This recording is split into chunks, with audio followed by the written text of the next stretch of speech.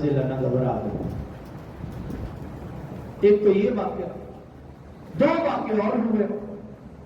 حضرت حلیمہ رضی اللہ عنہا رسول اللہ صلی اللہ علیہ وسلم کو لے کر عکاظ کا مشہور میلہ تھا، اس میلے میں لے گئی۔ وہاں پہ ایک یہودی تھا، بظاہر اپنے آپ کو وہ عالم کہتا تھا لیکن تھا وہ جادوگر۔ اس کی نظر جیسے ہی اس بچے کے اوپر پڑی، یعنی رسول اللہ صلی اللہ علیہ وسلم پر، اس نے بغور دیکھنا شروع کر دیا، اور دیکھنے کے بعد کچھ عمل کیا، اور عمل کرنے کے بعد اس نے شور مچانا شروع کر دیا کہ اس بچے کو مار ڈالو، وگرنہ یہ بڑا ہو کر تمہیں مار ڈالے گا۔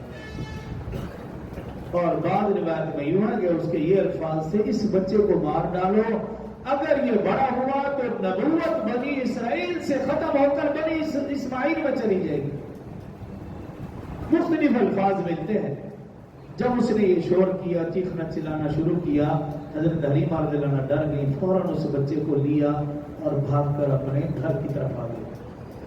ایک تو یہ واقعہ، اس کی وجہ سے بھی آپ پریشان ہو گئے۔ روایت میں یہ ہوا کہ حضرت حلیمہ رضی اللہ عنہا گھر میں تھی اور آپ صلی اللہ علیہ وسلم کھیلتے ہوئے گھر سے باہر تشریف لے گئے۔ ایک یہودیوں کا قافلہ گزرا، گزرتے ہوئے ان کی نظر پڑی اس بچے کے اوپر تو وہ رک گئے، سواریوں سے نیچے اترے اور دروازے پہ دستک دی۔ حضرت حلیمہ رضی اللہ عنہا جب باہر آئی، ان سے پوچھا بچے کیا متعلق؟ تو حضرت حلیمہ رضی اللہ عنہا کچھ اور سمجھی، اس کی خیر و برکات بیان کرنا شروع کر دی۔ جب خیر و برکات بیان کرنا شروع کی تو یہودیوں کے ذہن کھٹک گئے۔ ایک یہودی دوسرے سے کہنے لگا کہ لگتا ہے کہ یہ وہی بچہ ہے جس کی علامات ہماری کتابوں میں موجود ہیں، لہذا اس بچے کو قتل کر ڈالو۔ دوسرا یہودی بولا کہ ہماری کتابوں میں لکھا ہے کہ جو نبی آخر الزمان پیدا ہوگا وہ یتیم پیدا ہوگا، ذرا پوچھ لیں کہ اس بچے کا باپ زندہ ہے یا نہیں۔ تو حضرت حلیمہ یہ ساری باتیں سن رہی تھی، تو حضرت حلیمہ سے پوچھا بھی اس کا باپ زندہ ہے؟ حضرت حلیمہ رضی اللہ عنہا نے کہا ہاں اس کا باپ زندہ ہے، حارث اس کا باپ ہے۔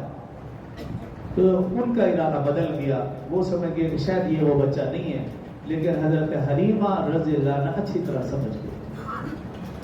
حضرت حلیمہ رضی اللہ عنہا نے اپنے شوہر حارث سے مشورہ کیا کہ اب کوئی بھی صورت نہیں ہے اس بچے کو رکھنے کی، ایسا نہ ہو کہ کوئی شخص نقصان پہنچا دے، لہذا اس بچے کو جیسے کیسے واپس کرنا ہوگا، یہ امانت واپس کرنا ہوگی۔ خیر مشورے کے ساتھ حضرت حلیمہ رضی اللہ عنہا اس بچے کو لے کر پھر وہی اداس دل، پریشان ذہن، بوجھل قدموں کے ساتھ، پریشان تو تھی لیکن ساتھ ساتھ اس امانت کو واپس لوٹانا اب وہ ضروری سمجھ رہی تھی۔ رسول اللہ صلی اللہ علیہ وسلم کو لے کر مکہ کی طرف روانہ